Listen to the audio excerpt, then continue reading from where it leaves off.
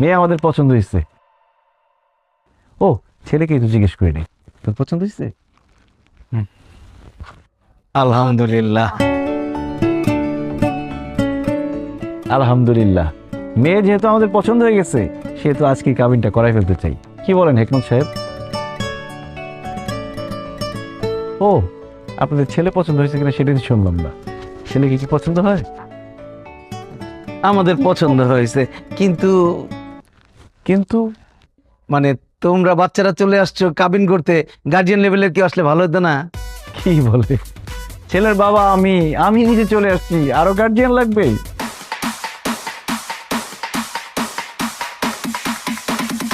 ছেলের বিয়ের জন্য বাবাই তো যথেষ্ট, তাই না হেকমত সাহেব? বাবা মানে মানে তো তুমি মানে তুমি, আরে আমি তো মনে করছি তুমি সর্বোচ্চ ছেলের বড় ভাই। বাবা বাবা হলেন কিভাবে আপনি? বিআই সাহেব, আপনি তো ভীষণ রসিক মানুষ। বাবা হলাম কিভাবে এটা এখন সবার সামনে বলতে হবে? ছোট ছোট ছেলেমেয়েরা আছে, এদের সামনে কিভাবে বলি? আচ্ছা দাঁড়ান, এই এনআইডি আর বার্থ সার্টিফিকেট দেখাও।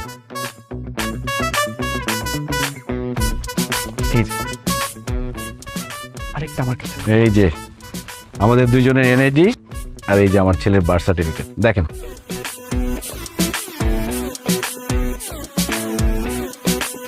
কি এবার বিশ্বাস হয়েছে যে আমরা পিতা পুত্র?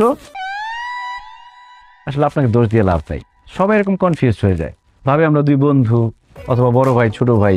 আসলে আমাদের বংশের ট্রেডিশনটা এরকম, আমরা অল্প বয়সে বিয়ে করি, অল্প বয়সে বাবা হই, যাতে করে আমরা নাতির ঘরে পুতি, পুতির ঘরে নাতি এরকম দেখতে পারি।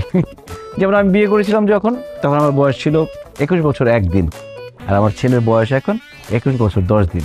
এই যে 9টা দিন পিছিয়ে গেল, পরীক্ষা চলতেছে এই জন্য বিয়েটা করতে পারে নাই।